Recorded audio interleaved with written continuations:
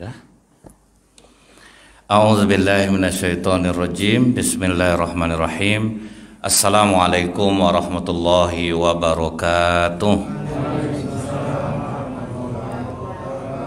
Alhamdulillahilladzi wa huwal ghafurul wadud dzul arsyil majid fa'alul lima yurid. Asyhadu an la ilaha illallah wahdahu la syarikalah wa asyhadu anna Muhammadan abduhu wa rasuluh. Allahumma salli wa sallim wa barik ala hadan nabil karim wa ala alihi wa sahbihi ajmain. Bapak-bapak pengurus masjid yang saya hormati, alim ulama, tokoh masyarakat, cerdik pandai, bapak ibu, orang tua yang saya muliakan, serta para pemuda-pemudi yang semoga kita semua senantiasa dirahmati oleh Allah. Kembali kita bersyukur kepada Allah dengan mengucapkan alhamdulillahirabbil alamin. Nikmat iman yang sungguh luar biasa ini diberikan Allah kepada kita, sehingga kesehatan yang diberikan Allah kita gunakan untuk mendekatkan diri kepada Allah. Semoga setiap langkah kaki kita menuju masjid ini menuntut ilmu menjadi sebab Allah mudahkan segala urusan kita insyaallah, dan senantiasa diberi kesehatan, dijauhkan dari musibah. Bersolawat kita kepada Rasulullah sallallahu alaihi wasallam dengan ucapan Allahumma sholli ala Muhammad wa ala alihi washabbihi wasallim. Semoga dengan ringannya lisan kita ini bersolawat kepada Rasulullah, terutama ini sudah masuk hari Jumat, khusus memperbanyak solawat di hari Jumat, karena solawat ini kata Rasulullah sampai langsung kepadaku.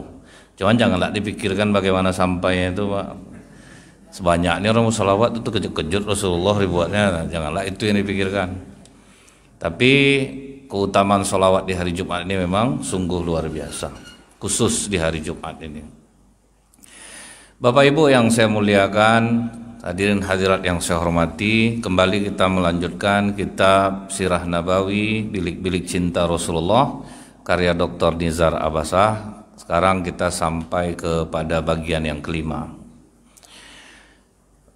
Ketika Rasulullah Shallallahu Alaihi Wasallam ini hijrah ke Madinah, jadi karena kemarin sudah Baiat Aqobah, tahun depannya masuk 72 orang Ansor ke Madinah, sehingga mereka menawarkan kepada Rasulullah, hijrahlah ke tempat kami Rasulullah, pindahlah ke tempat kami.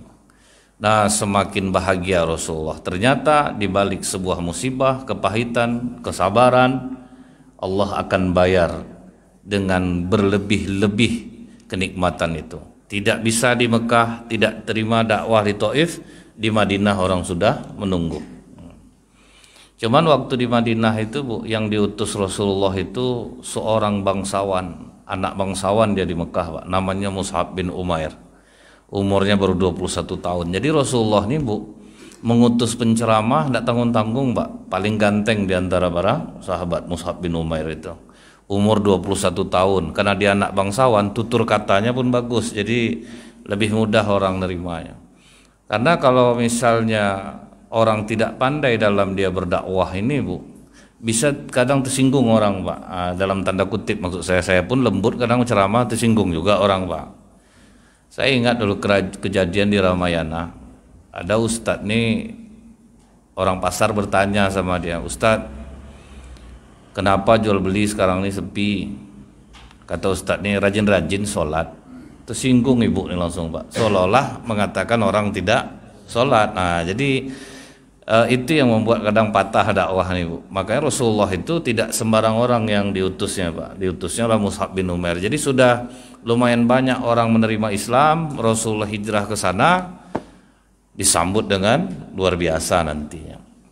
Nah, cuman kalau kita ingat lagi nih, Pak, ini sudah pernah kita sampaikan, Rasulullah waktu berhijrah itu betul-betul disusun rencana dengan sangat matang. Jadi tidak sembarangan saja, Bu, untuk kita melakukan suatu kebaikan nih, Pak. Ada cara. Rasulullah susun dulu, Bu. Siapa yang nanti menghapus jejak kambing? Amir bin Fuhairah. Siapa yang mendengar-dengar berita nanti? Ini pula orangnya. Yang mengantarkan makanan selama bersembunyi di Gua Sur sebelum ke Madinah? Asma binti Abu Bakar. Siapa nanti yang menunjukkan jalan sampai ke Madinah? Abdullah bin Uraikid. Jadi sudah disusun dulu nih Pak, tidak sembarangan. Semua butuh rencana matang. Memang ada orang mendadak-dadak aja jadi, cuman kebanyakan yang lebih direncanakan itu lebih puas hasilnya. Nah, Rasulullah waktu mau berangkat itu kan sempat dikepung rumahnya itu Pak. Nah, jadi udah sepakatlah orang mau membunuh Rasulullah. Rasulullah keluar sambil membaca wa ja'alnahum min baini aidihim sadda wa min khalfihim saddam fa asyainahum fa hum la yubsirun. Di dinding depan mereka, belakang mereka sehingga mereka tidak bisa melihat. Cuman kalau kita baca ayat ini nampak juga Pak. Ini kan kekhususan lah bagi Rasulullah. Datang orang diamalkannya lah ini mana bisa ngilang Pak, tetap kelihatan. Sama orang baca doa Nabi Ibrahim Bu, mendinginkan api mana lah bisa Pak, itu kekhususan. Lah usah masalah itu lagi Bu. Doa Nabi Sulaiman aja dibaca Rasulullah tidak dikabulkan oleh Allah. Rasulullah kan pernah menangkap jin Pak.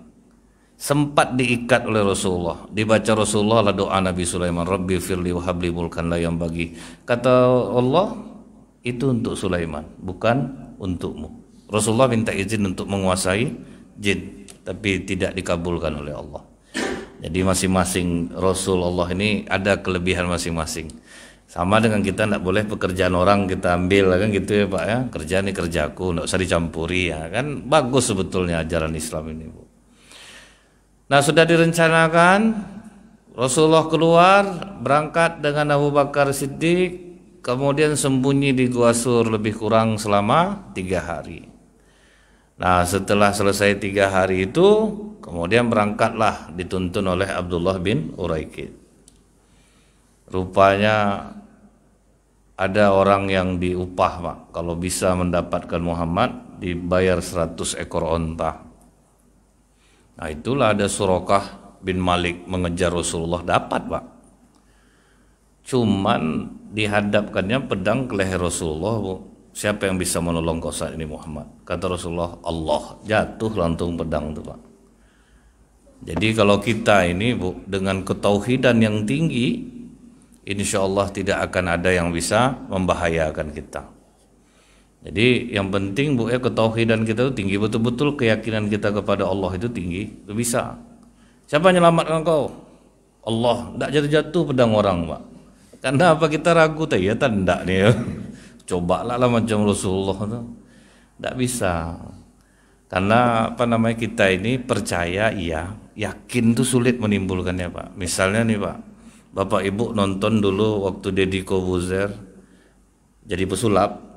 Itu kan ada orang ditaruh di atas kepalanya balon. Kemudian orang yang Deddy Corbuzier-nya ditutup matanya. Berani orang tuh Bu, dipegangnya gini balon tuh ditembak, pecah Pak. Semua penonton pun bertepuk tangan. Karena mereka percaya Deddy Corbuzier sudah profesional. Pertanyaannya, mau ndak ibu yang megang balon tuh? Pasti tidak mau kan Pak. Kita percaya gitu, tapi yakin tuh payah Pak. Kadang kita naik mobil aja Bu ya, kalau ndak yakin kita sama yang bawa Pak payah, tidur kita dalam dibuatnya Pak. Merem dia merem lah kita sebelah dia. Ya Pak ya, tapi kalau udah percaya enak tidur tuh dibuatnya. Udah yakin kita enak tidur kita jadinya. Nah jadi keyakinan inilah yang dimiliki oleh Rasulullah dan para sahabat. Sebelum sampai di Madinah ada sempat singgah Bu, singgah ke tenda Ummu Ma'bad namanya. Ummu Ma'bad nih jualan dia Pak, dia jualan di padang pasir itu. Cuman waktu itu sedang musim paceklik Pak, banyak makanan yang tidak ada dia. Jadi waktu Rasulullah sampai, ditanya Rasulullah, ada makanan ini enggak? Makanan ini, kata dia tidak ada. Susu ada enggak? Susu pun enggak ada juga. Nampak oleh Rasulullah kambing betina kurus Pak. Itu kambing milik siapa? Oh milik saya. Kenapa kambing ini kok tinggal sendirian? Oh iya, karena dia mandul. Jadi dia tertinggal dan lemah. Jadi kambing itu kalau mandul dia lemah dia. Ternyata di sisi manusia Bu, perempuan makin banyak anaknya makin sehat badannya. Nah, itu pula Pak.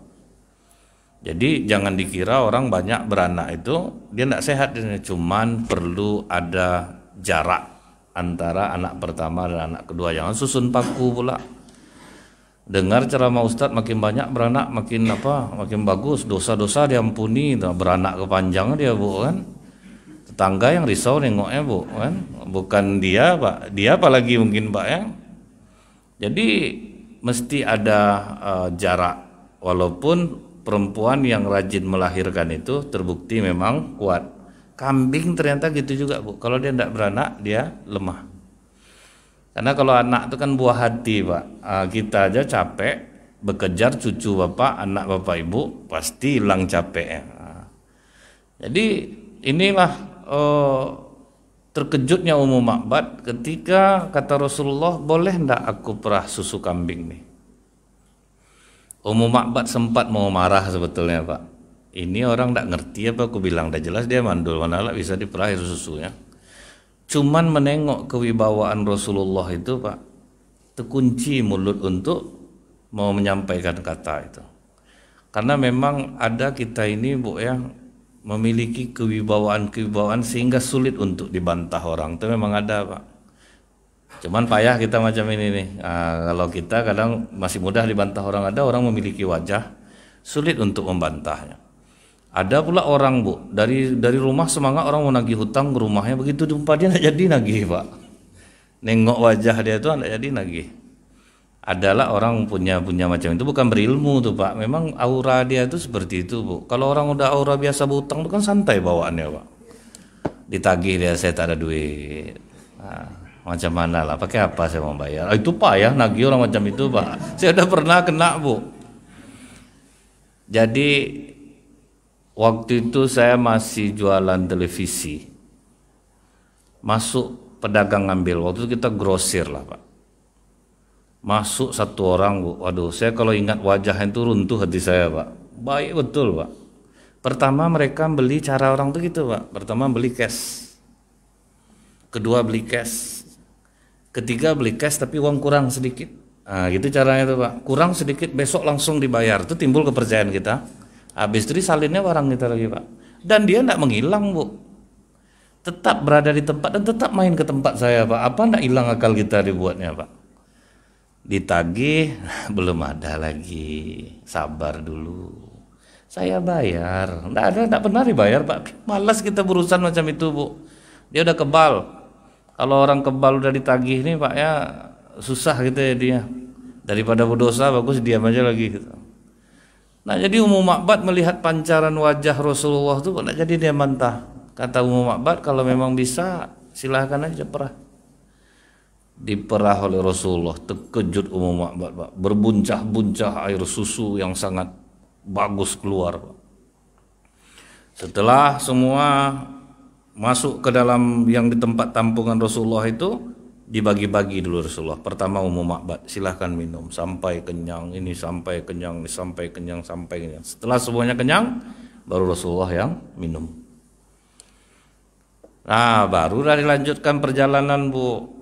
Pas suami Ummu Ma'bad nih pulang, tadi ada orang kemari, ciri-cirinya seperti ini, dia tidak tinggi, tidak rendah, kalau berjalan seperti. Jadi kalau hadis Ummu Ma'bad itu Pak menggambarkan bagaimana bentuk Rasulullah.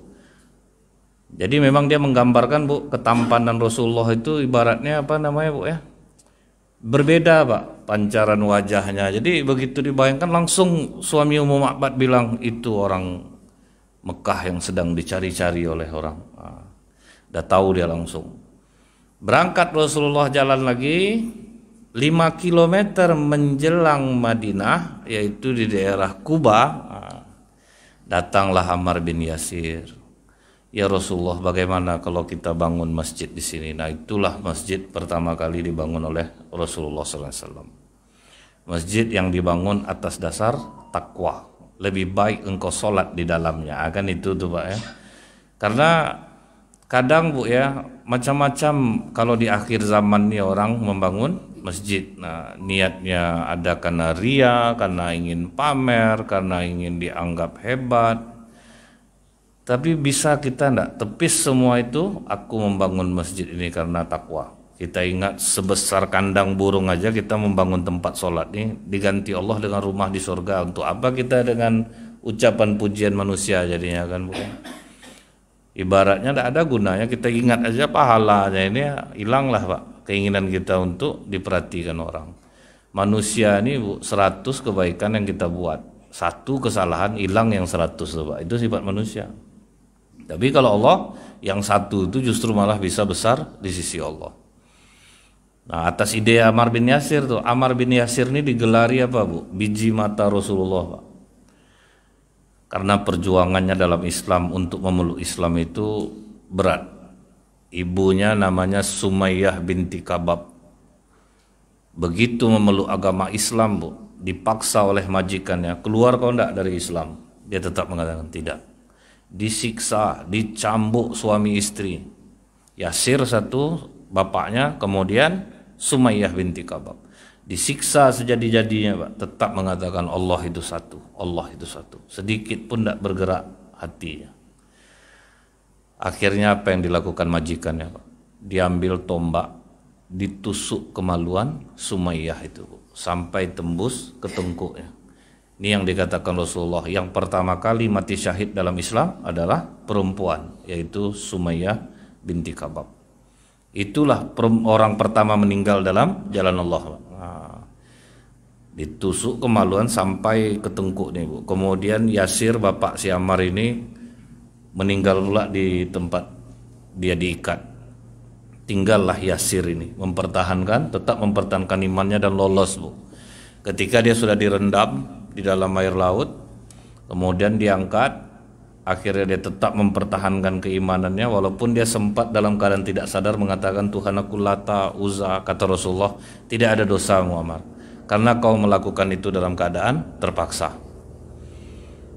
Nah, dia yang ngasih ide Pak, bangun masjid. Nah, dibangunlah masjid oleh Rasulullah. Walaupun sudah ada Masjid Nabawi nantinya, Rasulullah setiap hari Sabtu terus ke Masjid Kuba dengan cara berjalan kaki Pak. Nah, jadi memang Bu ya, orang-orang dahulu mereka memiliki kendaraan, tetapi untuk ke masjid nih Pak, mereka sengaja berjalan kaki dan memendekkan langkahnya, karena kan hitungannya per langkah Bu ya. Tapi kalau pakai sepeda motor apa ya enggak apa-apa juga, janganlah terlalu dia apa betul Pak, berkeringat apa busuk lah masuk masjid orang nanti 5 kilo aja Rasulullah jalan kaki, aku 2 kilo lah, tuh pahit bom badan Pak ya masuk masjid tuh Bu ya. Kalau di Mekah tuh Bu, sepanas-panas hari angin kencang Pak, enggak ada keringat. Memang enggak ada keringat. Siapa yang pernah berkeringat pergi umroh? Saya rasa enggak ada Pak. Begitu keluar dari Masjidil Haram sudah berdesak-desakan, angin kencang lagi. Disitulah banyak berdarah hidung orang Indonesia nih jadinya Bu.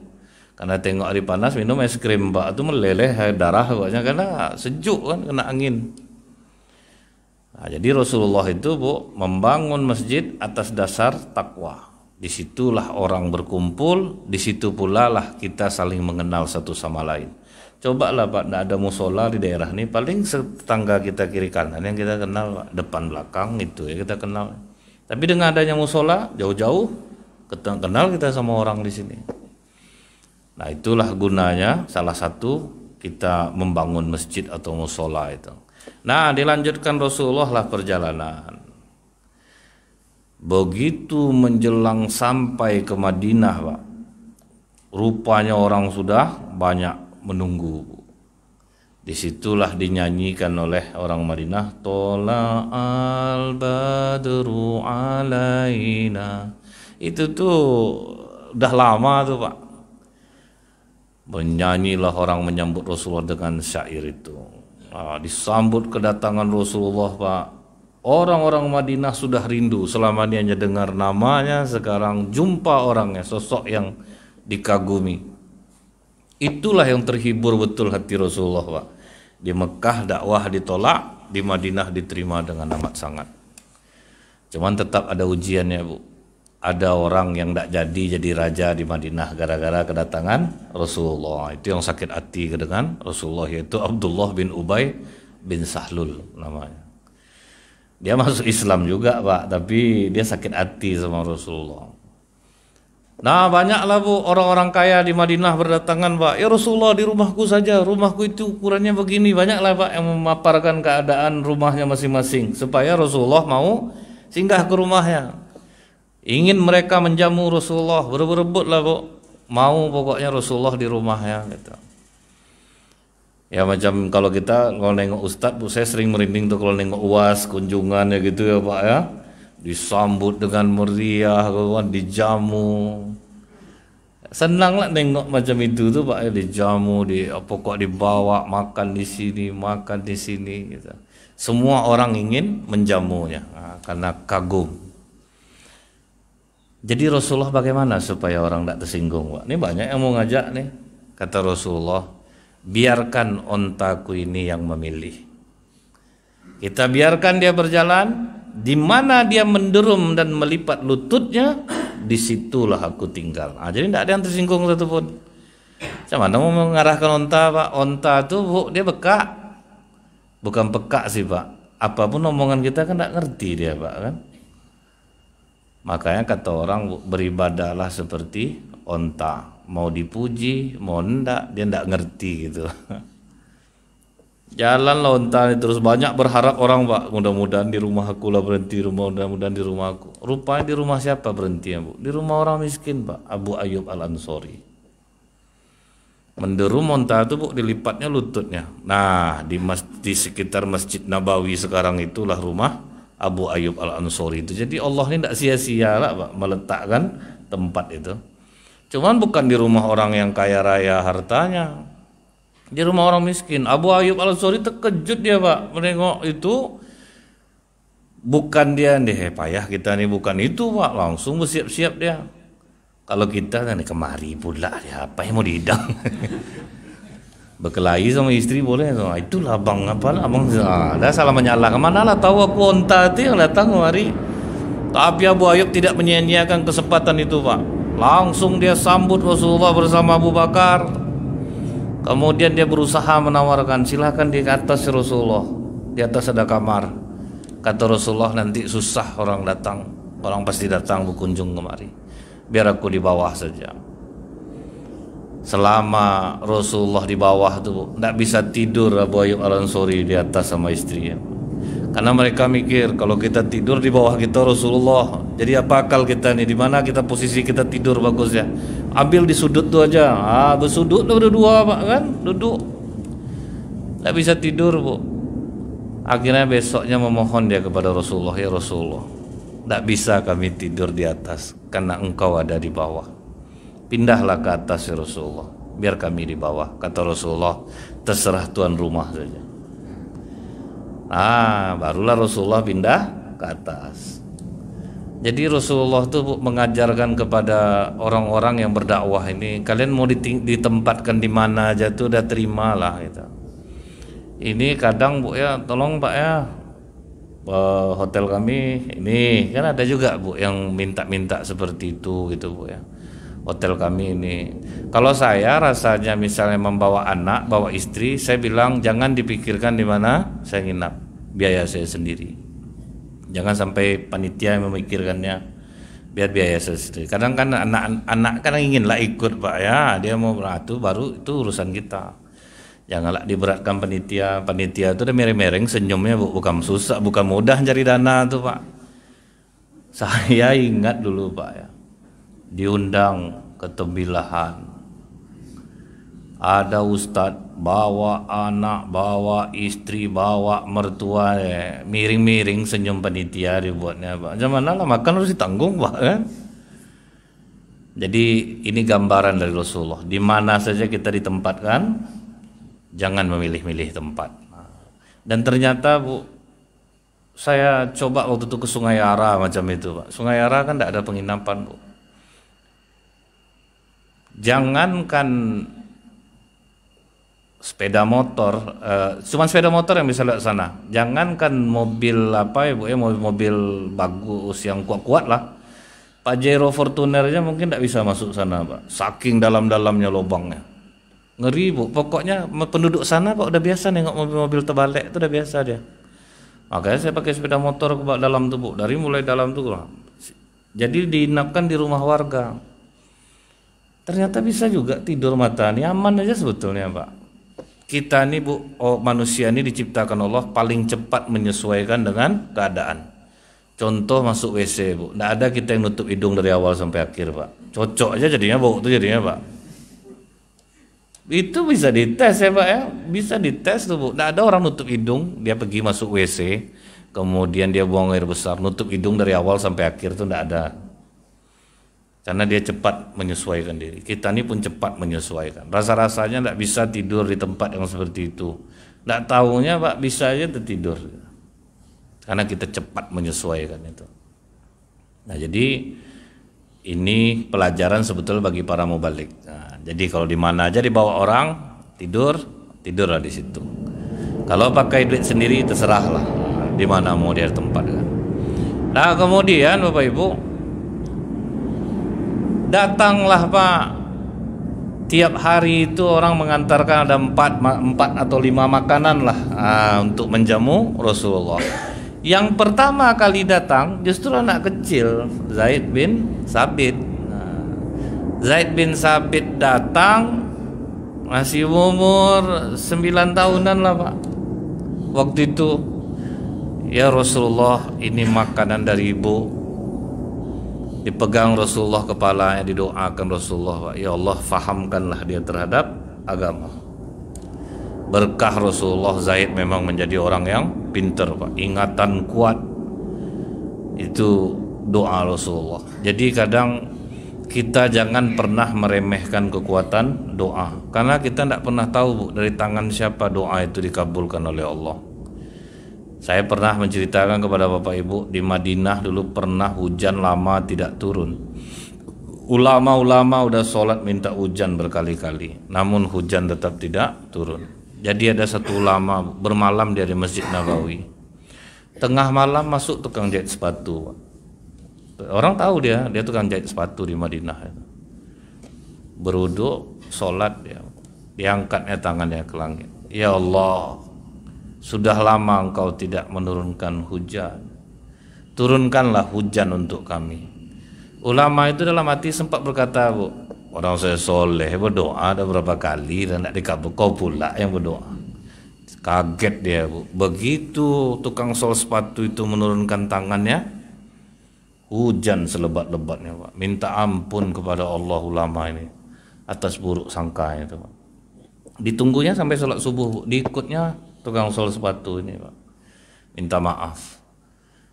Kata dia, kau di mana tinggal? Akhirnya kata tukang sol sepatu ini, kau telah membuat aku dikenal orang. Sejak itu menghilang ya dari Madinah. Banyak orang bentuk biasa-biasa Pak. Kadang kita sangka macam orang-orang sepele aja Pak ya. Dia cirinya Bu, dia rajin ke masjid, dia rajin sholat berjamaah, cuman tidak ingin menonjol gitu Pak. Dia tidak ingin dikenal orang. Dulu pernah orang salah sangka dia pakai jubah putih tegak depan pintu masjid, sangka orang ulama Pak, salam cium tangan, lupa orang gila betul Pak.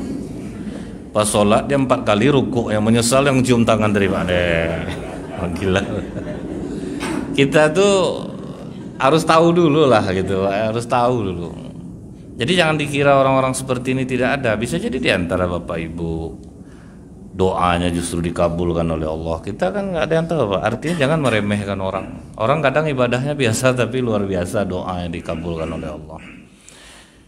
Jangan meremehkan kekuatan doa dan jangan malu meminta doa kepada orang lain. Kemudian Pak, Abu Ayyub Al-Ansori pun bersainglah dengan masyarakat Bu dalam memberikan makanan kepada Rasulullah, bersaing. Tahu-tahu Abu Ayyub Al-Ansori ini cerdik dia Bu. Pokoknya begitu bersisa makanan Rasulullah, jejak tangan Rasulullah itu di situ dia makan, mengambil berkahnya lah gitu Pak. Jadi sahabat itu kepada Rasulullah tuh Pak, apa aja dijadikan berkah. Cuman kadang orang sekarang menganggap adab itu tuh tidak benar gitu Pak. Ke Rasulullah kita yang boleh seperti itu. Padahal Bu ya, adab-adab seperti ini juga dilakukan oleh para santri kepada kiainya gitu. Dia ingin mengambil berkah dari kiainya nih. Cuman bagi orang itu salah, padahal itu adab yang luar biasa loh Bu. Anak-anak pesantren tuh Bu ya, itu air minum kiai itu ditunggu tuh Pak. Ramai nunggu tuh. Begitu bersisa berebut ngambilnya tuh Pak gitu. Sebetulnya tuh hal yang biasa Bu. Itu adab-adab yang sekarang sudah mulai hilang. Berjalan aja kayaknya Pak berhenti macam patung semua itu. Sebetulnya adab itu ada di zaman Rasulullah gitu. Itu itulah yang membuat kita tuh menjadi orang-orang yang beradab gitu Pak. Kalau sempat seperti itu Bu, hilang aja adab tuh jadinya. Nah kemudian di mana Rasulullah makan, di situ tangan Abu Ayyub Al-Ansori, diisinya makan, di situ dia makan. Cuman kali ini Bu, ditengoknya tidak ada berjejak Pak di piring yang dia kasih. Tidak ada jejak tangan Rasulullah. Dia capek dia nyari kalau ada jejak tangan Rasulullah. Ditanyanya, ya Rasulullah kenapa tidak ada jejak tanganmu di sini? Kata Rasulullah, makananmu kali ini mengandung bawang. Sementara aku dilarang memakan bawang karena aku penerima wahyu. Jadi Rasulullah itu Bu ya, tidak boleh nafasnya bau, tidak boleh ada bau bawang. Cuman kata Rasulullah, kalau untuk kalian makanlah, itu hanya untuk Rasulullah Pak. Rasulullah tidak makan bawang, tidak boleh berbau. Cuman kata Rasulullah, siapa yang habis makan bawang ke masjid harus membersihkan mulutnya supaya jangan bau bawang. Bau apa saja sebetulnya Pak, karena setiap bau apa saja yang mengganggu anak cucu Adam, malaikat rahmat akan terganggu. Jadi kalau rasa-rasanya napas kita agak busuk, kumur lah dulu. Atau selama membaca ayat agak-agak pelan-pelan lah mulut itu terbuka. Jangan pelan. Menahan napas orang di sebelah boleh. Pas rukuk Bu didulukannya orang tuh baru dia tarik balik. Jadi Islam ini bersih Pak, betul-betul dijaga Bu, nafas tidak boleh bau. Nah kalau Rasulullah tidak ada dilarangnya sahabat, kalian mau makan bawang makanlah, untuk aku yang tidak boleh. Jadi bukan berarti kita Rasulullah nak makan bawang, kita nak makan bawang juga boleh makan. Cuman pesan Rasulullah, kalau ke masjid itu tolong dibersihkan. Yang habis makan durian, yang habis makan apa, makan durian tuh Bu, sendawa ya Bu, durian dibuatnya itu Pak, sendawa aja durian bawa ya keluar. Makanya harus bersih lah mulut itu jadinya. Apalagi di ruangan ber-AC Bu, makan durian, gawat Pak. Di hotel didenda 1 juta loh Bu. Siapa yang makan durian dalam kamar didenda 1 juta. Saking susahnya ngeluarin baunya, kalah semuanya Pak dibuatnya tuh. Nah jadi Bu ya, Rasulullah tinggal di rumah Abu Ayyub Al-Ansori ini lebih kurang selama 7 bulan. Nah 7 bulan tinggal di rumah Abu Ayyub Al-Ansori. Cukup lama Pak. Artinya apa? Tidak ada Rasulullah risih gitu ya Pak ya. Walaupun di rumah itu tidak ada Rasulullah risih. Nah tidak jauh dari rumah Abu Ayyub Al-Ansori, di sekitar Masjid Nabawi sekarang itu, yang punya tanah itu anak yatim Pak. Anak yatim 2 orang Bu. Kata Rasulullah, tanya kepada anak itu, berapa ini dijual? Belilah seharga yang pantas. Kata anak yatim berdua nih, kami tidak menjualnya Rasulullah, ambil saja. Kata Rasulullah, tidak, ganti dengan harga yang pantas. Tidak ada istilah gratis, itu harta anak yatim masalah Pak. Walaupun dia udah ikhlas, kasihlah. Tapi Rasulullah tetap tidak mau, tetap dibayar. Inilah pelajaran bagi masyarakat sekarang. Ini kadang mau bangun masjid Pak, tanah orang ada, udah mau aja orang tuh jual tuh udah syukur gitu Pak. Karena ada Bu, dipaksanya orang tuh jual Pak, jual lah apa nanti bekal kita nanti di akhirat, dunia aja yang Ibu pikirkan. Sudah dijualnya Bu ya, disuruhlah orang tuh berinfak lagi Pak. Infakkanlah, ini untuk masjid. Banyak betul kena saya Ustaz dibuat, yang pengurus kali ini hancur saya dibuatnya Ustaz. Tanah awak dibeli ya, awak nak mau jual sebetulnya, tapi kan untuk masjid, padahal dijualnya aja tuh udah bagus, sudah mau dia jual aja bagus, beli dengan harga yang pantas. Nggak ada istilah gratis tuh Bu untuk masjid, ini untuk masjid Pak, tabungan Bapak di akhirat. Nah, kan kadang-kadang ada orang suka seperti itu Pak ya, orang disupport-supportnya sedekah, dia nggak pernah sedekah tuh ada juga tuh. Macam ustaz-ustaz nih Bu, bersedekahlah Bapak Ibu, lewat kota infak, diam aja dia Pak. Tengoklah besok tarawih kalau nggak percaya. Tapi janganlah diperhatikan Pak. Ini saya sering melihat gitu ya Bu ya. Sering melihat seperti itu. Nah kemudian Pak, dibelilah tanah anak yatim nih mulailah dibangun. Nah, setelah masjid dibangun dan Rasulullah waktu itu tidak mengutamakan keindahan, Pak. Penting ada pelepah kurma tutup di atas dindingnya biasa saja gitu, Bu. Artinya Rasulullah ini tidak pula harus indah-indah gitu ya, Bu ya. Justru yang dibangun Rasulullah tuh, Bu ya, bagaimana orang mau memakmurkan masjid dulu. Ukhuwah sudah bagus, bangun masjid sederhana. Waktu itu sempat sahabat bilang, gimana kita kan udah ada uang kok Rasulullah, bisa dibuat? Enggak usah. Begini saja dulu. Nah itu terbukti, Bu, di tahun-tahun ini banyak kejadian di Pekanbaru ini, Pak ya. Awal-awal mau membangun masjid, dari awal, dari terpal, dari apa, itu ukhuwah sangat luar biasa, Pak. Kompak sangat luar biasa. Lantai tanah kompak minta ampun. Tapi setelah masjid dibangun, ketika dibagus-baguskan tuh, Pak, rupanya itu pula ujiannya, Pak. Susah pula. Maksud kita kan supaya banyak apanya ya, Pak ya. Jadi susah, Bu. Rupanya masyarakat kita nih terbukti seperti zaman Rasulullah, ketika bersusah-susah itu kekompakan kita tinggi. Jadi makanya Rasulullah waktu itu tidak mau membangun langsung bagus itu, perlahan-lahan. Kadang masjid itu, Pak, sudah bagus, sudah terang lampu, waktu kita ngaji pakai lampu togo, ramai masjid, Bu. Di mana-mana orang mengaji. Masih ingat juga saya dulu tuh, Bu ya. Mengaji pakai lampu togo. Kadang lampu togo aja bisa mempersatukan kita di rumah, Pak. Nenek jahit pakai lampu togo, kakek bakar rokok sama pakai lampu togo. Kadang rambutnya yang terbakar, Pak. Nggak nampak sama dia api. Lampu togo bisa menyatukan kita. Bapak Ibu masih ingat enggak waktu televisi aja di rumah RW dulu, Pak, RK. Itu habis sholat isya rame-rame lah berjalan nanti ke rumah Pak RK ya, Pak ya, bentang tikar nih. Nggak ada yang berantem nonton TV, Bu. Karena cuma TVRI, Pak, nggak ada siaran lain. Itu kompak. Semenjak TV bagus, ada RCTI, ada, disitulah mulai orang berkelahi itu. Nggak kompak jadinya, Bu. Jadi Rasulullah tuh ngajarin udah susah dulu, biasa-biasa dulu, apa dulu. Cuman itu sebagai pelajaran bagi kita. Wah, musola kita udah bagus nih, berarti kan harus lebih semangat kita nih. Ya, itu maksudnya tuh, Bu. Jangan pula ibu runtuhkan pula, kalau gitu tokok lah balik musola kita. Kita tokok balik, kita ganti dinding pakai rumbio. Jangan pula, Bu, sound system cabut teraniaya, tegang-tegang leher kami ceramah nanti, Bu. Nah, setelah dibangun, Pak, nah baru dibuat Rasulullah bilik-bilik, Pak. Ini yang bilik-bilik cinta Rasulullah tuh, Bu ya. Setelah pertama dibuat 2 bilik dulu, bilik Saudah binti Zam'ah dengan bilik Ummul Mukminin Aisyah. Disuruh Rasulullah lah jemput. Nah, jemput Saudah, jemput Aisyah, jemput Ummu Aiman, jemput Fatimah. Dibawalah ke Madinah. Nah, Saudah binti Zam'ah di sana, Ummul Mukminin Aisyah belum dicampuri oleh Rasulullah SAW.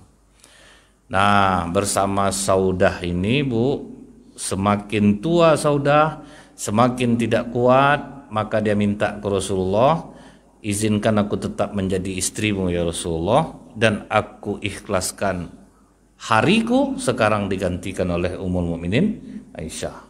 Disitulah berawal Rasulullah dengan Ummul Mukminin Aisyah.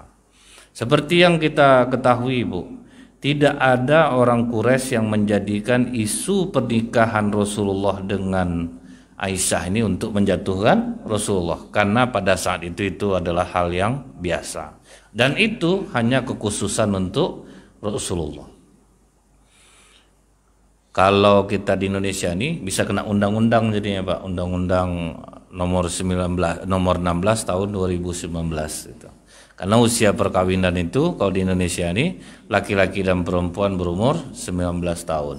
Tapi secara ilmu kedokteran ternyata yang lebih bagus itu laki-laki umur 25, perempuan umur 21 tahun.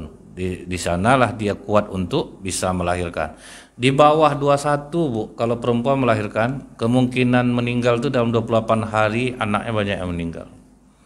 Nah, itu pula kan secara kesehatan berkembang ya, Bu ya. Akhirnya ditetapkanlah Kalau untuk secara kesehatan, laki-laki umur 25, perempuan umur 21. Kalau secara undang-undang, laki-laki perempuan umur 19. Cuman itulah yang banyak terjadi itu KTD, Pak, kehamilan tidak diinginkan. Nah, itu banyak terjadi pernikahan anak. Di Riau ini cukup tinggi. Setelah itu Jogja. Bercewek-cewek, Pak, kan itu Islam ini udah mengatur, Bu. Jangan bergaul lah, tapi jangan sampai pacaran, karena risikonya itu rentan bahaya. Yang baru-baru ini terjadi, Pak, udah hamil perempuan ini, Bu, lari calon suaminya, Pak, kan sendirian dia di pelaminan, kan sedang viral betul sekarang di Sulawesi itu, Bu. Tapi macam mana lah, tenda udah tersiap, orang udah terundang, Pak, paksa sendirian dia nerima tamu, calon suaminya lari. Awak tengah hamil kabarnya, di pas beritanya, Pak, ya. Itulah bahayanya kalau seperti ini. Nah, Rasulullah, Bu, ya, ketika menikah dengan Ummul Mukminin Aisyah ini, Rasulullah bisa, Pak, meletakkan sesuatu itu pada tempatnya. Ummul Mukminin Aisyah masih kecil, suka teriak-teriak, suka ketawa-ketawa. Rasulullah tidak marah, Bu. Dibiarkan dia besar dengan usianya. Tidak ada Rasulullah, kau istri Nabi Aisyah pandai-pandai buat diri, malu abang kau buat. Kau mekik-mekik macam ni, suami kau Nabi. Kalau ustaz-ustaz kan banyak malu dia seperti itu, Pak. Misal dia istrinya tuh masih kekanak-kanakan, malu abang ustaz, masih ada kayak gitu tuh, Pak. Tapi Rasulullah mengajarkan apa, Bu? Dibiarkan oleh Rasulullah. Bahkan pernah, Pak, Rasulullah pulang dengan Abu Bakar Siddiq. Pas hari raya, rupanya Ummul Mukminin Aisyah sedang menyanyi-nyanyi, Pak, sama bidu wanita. Rasulullah masuk rumah, langsung tidur, dipalingkannya wajahnya dari Aisyah. Menengok gejala itu, apa kata Abu Bakar Siddiq? Aisyah, seruling iblis ada di rumah Rasulullah. Kata Rasulullah kepada Abu Bakar, biarkan mereka, Abu Bakar, biarkan mereka. Dibiarkan oleh Rasulullah, Bu. Macam itu juga lah kita, anak kita, namanya TV udah ada di rumah, Pak. HP kadang bertiktok dia depan ibu, digoyang-goyang badan, janganlah ibu apa pula marah-marah pula gitu, Pak. Sesuaikan dengan zamannya, dengan penuh kasih sayang, dampingi dia. Ini mentang-mentang udah taat ibadah, anak nonton Indosiar, Pak, ya, yang ku menangis itu terus, bukan. Apa yang kalian tonton nih? Tontonan apa nih? Terkejut anak ini buatnya. Indosiar tuh, Bu, perempuan terkuat di bumi itu, Bu, yang main itu, Pak. Coba lo bayangkan ceritanya gitu terus tuh, Bu. Nanti suaminya selingkuh, dibawa istri muda tuh ke rumah. Tuh istri muda tuh lebih bagak pula daripada istri tua, Pak. Diusir istri tua, langsung hujan hari.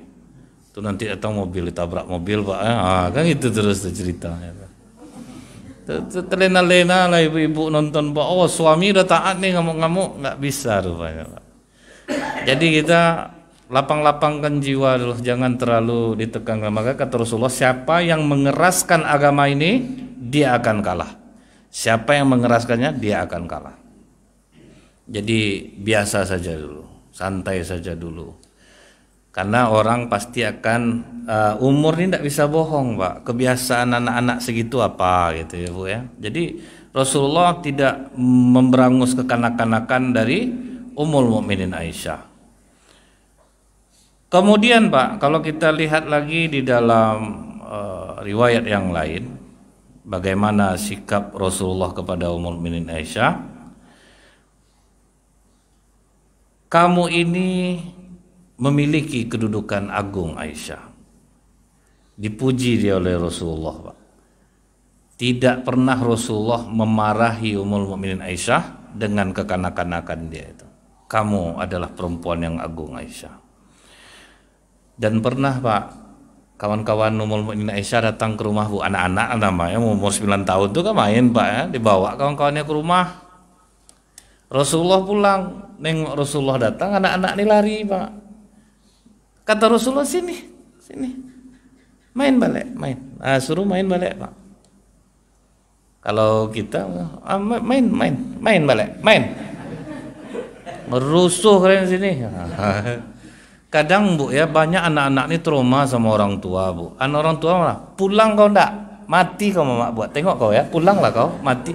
Bingung anak nih Pak. Pulang mati. Tapi harus pulang. Gimana cara itu Pak? Bingung anak-anak jadinya Bu ya. Muka macam menyuruh, main kalian balik, main. Cepat sini main. Tuh lari anak tuh Pak ya, tengok muka ya. Rasulullah enggak Bu, main lagi, main. Jadi tidak ada dilarang oleh Rasulullah SAW. Kemudian Pak, Rasulullah tidak pernah dalam riwayat ini meletakkan tangan ke mulut Aisyah mencegahnya berbicara. Enggak pernah, diam Aisyah, enggak ada Pak. Biarin aja Bu, pokoknya apa? Makanya Ummul Mukminin Aisyah itu Bu, menjadi perempuan istri yang paling banyak meriwayatkan hadis. Karena dia tidak pernah dikekang untuk bicara. Kalau anak kita Bu, akhirnya banyak yang penakut-penakut berbicara itu Pak, karena dia sering dibentak waktu kecil. Ngomong juga kamu lagi, itu tuh Pak. Akhirnya kena mentalnya sampai dia besar dia. Anak-anak nih Bu, kalau misalnya Ibu bilang, ini malam Jumat nih, yang keluar banyak hantu. Bukan malam Jumat yang ditakutnya, hari malam jadi yang ditakutkan ya Pak, bukan malam Jumat. Kita ngomong cuman, ini malam Jumat nih, banyak hantu. Jadi setiap hari mulai gelap dia takut. Nah itulah bahayanya Bu. Kata-kata negatif itu bahayanya. Lama dia terbenamnya, sulit untuk lepas jadinya. Jadi dia tidak pernah dilarang oleh Rasulullah kecuali Rasulullah melakukan pendampingan kalau Ummul Mukminin Aisyah salah. Ada beberapa riwayat Ummul Mukminin Aisyah ini melakukan kesalahan Bu. Contohnya dia cemburu dengan istri Rasulullah Saifiyah binti Huyai. Setelah pergi Saifiyah nih, apa kata Rasulullah? Apa kata Ummul Mukminin Aisyah? Alah, perempuan pede. Gitu. Cuman ngomong itu aja Ummul Mukminin Aisyah. Apa kata Rasulullah? Aisyah, jika perkataanmu itu dimasukkan ke dalam air laut, maka air laut itu akan ternoda. Jadilah engkau orang yang ramah Aisyah, maka itu akan menghiasimu. Jadi ada metodenya pendampingan Bu. Kalau kita kan langsung hus, mulut kamu nih, orang kamu gitu kan. Rasulullah enggak Bu. Cuman itu ya, itulah bahayanya kita menghina orang. Kadang kan kita nih Bu, kalau dapat yang pencemeh nih Pak, dahsyat Pak, ada aja dapat sama dia Bu ya, mencemeh orang itu. Padahal rupanya Pak, kata-kata hinaan yang keluar itu dosanya besar Bu. Masuk ke air laut, tercemar air laut. Begitulah besarnya dosa kita menghina, merendahkan orang. Nah Rasulullah melakukan pendampingan, dinasehatinya Ummul Mukminin Aisyah untuk tidak melakukan hal seperti itu. Nah ketika ada Bu orang Abisinia nih Pak, mereka itu mahir berkuda Bu. Jadi begitu dia masuk ke masjid, mereka melakukan atraksi berkuda itu umat Islam waktu itu dalam masjid Pak. Kalau sekarang kan tidak mungkin itu dilakukan Pak ya. Artinya Bu, orang kan banyak bilang di masjid makan-makan kan gitu ya Pak ya. Padahal di zaman Rasulullah berkuda loh Pak dalam masjid itu. Ummul Mukminin Aisyah nonton, dibiarkan Rasulullah dia menyandar ke bahu Rasulullah sampai puas Bu, baru berhenti Rasulullah. Mana ada suami yang tahan macam itu Pak? Berat dah, lagi ya. Itulah tegak orang sini pula taruh berat bau nih. Begitulah Rasulullah dalam mendampingi Ummul Mukminin Aisyah. Baik, insyaallah akan kita sambung kembali. Lebih kurang saya mohon maaf. Subhanakallahumma bihamdika asyhadu an la ilaha illa anta astaghfiruka wa atubu ilaik. Assalamualaikum warahmatullahi wabarakatuh.